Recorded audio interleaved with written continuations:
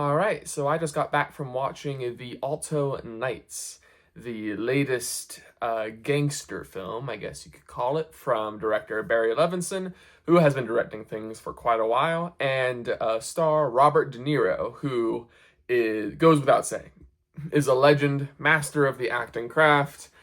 His name speaks for himself, especially in this genre. So, the Alto Nights is about basically these two uh, mob bosses. One is slightly above the other. He's kind of in charge of all the mob, all of the gang, all of the mafia.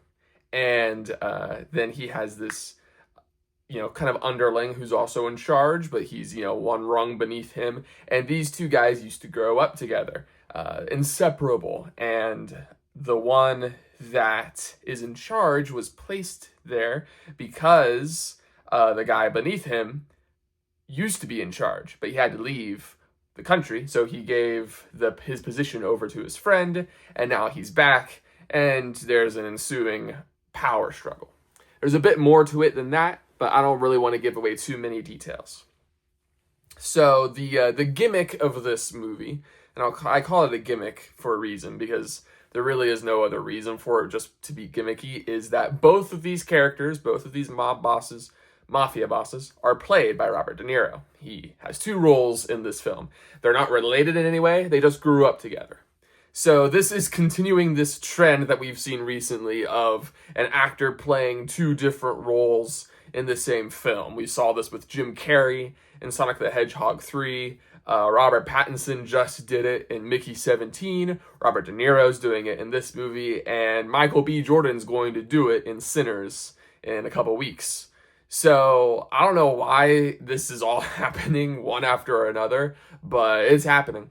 And I will say, Robert De Niro, he's fantastic. He's a brilliant actor, and he plays both roles well, and they both feel like different people. But the one of the roles, it felt very much like he is trying to be Joe Pesci, who famously was his co-star in Goodfellas, which is one of the classic gangster films. And it just made me wonder, why didn't they just get Joe Pesci? I don't know if he's retired or not, but as good of an actor as Robert De Niro is, it didn't quite justify, in my opinion, why he needed to play both roles. They should have just picked one for him to do, and then cast another great actor to play opposite him.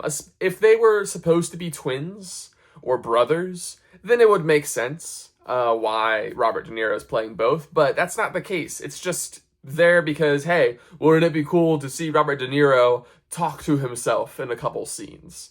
And it's kind of cool, but that gimmick wears off pretty quickly. And so the entire time I'm sitting here watching Robert De Niro act like Joe Pesci, I'm just like, man, imagine if this was Joe Pesci. I would be able to see two great actors, acting against each other instead of one actor pretending to act against himself. It doesn't ruin the movie or anything, but I just found it unnecessary, especially since, with Jim Carrey, it made sense. He was playing his character's grandfather, and then with Robert Pattinson, it made sense because he's playing two clones. But here, it doesn't really make sense, so it just comes off as a gimmick. And I'll say that this movie, in and of itself, performances and gimmicks aside, is very, okay. I actually enjoyed it quite a bit, but looking at it as, objectively as possible, even though film is subjective, but looking at it objectively, it doesn't really add anything new to the gangster genre. If you've seen a gangster movie, especially, Goodfellas or The Godfather or any of the classics, you've basically seen this movie. There's not much more that this movie has to say about the life of the mafia and mob bosses and stuff like that other movies haven't said more eloquently and better. this movie's like trying to remind you of those classics, but it's not quite as memorable or as good as those classics.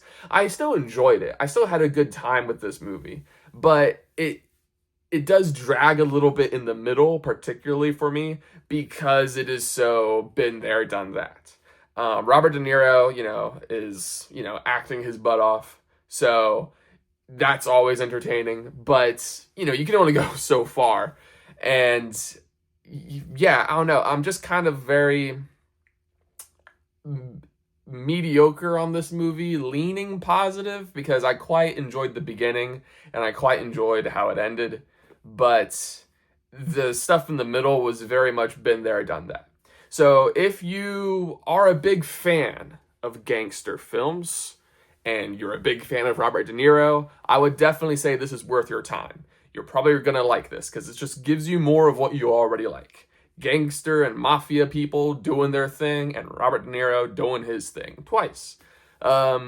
If you aren't really a mafia gangster film fan, you don't particularly care for this, Robert De Niro means nothing to you, you might find this movie kind of entertaining, but you also might find it boring. I don't necessarily think it's worth rushing out to the theater to go see.